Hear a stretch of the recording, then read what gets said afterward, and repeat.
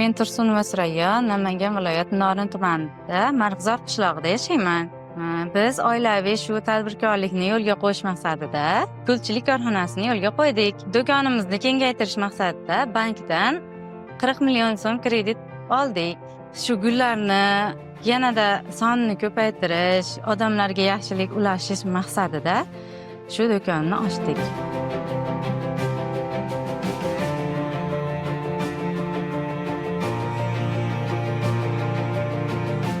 Rejalarim shu daromadimizni ko'paytirib, oilamizga ozgina bo'lsa-da hissa qo'shish maqsadimiz.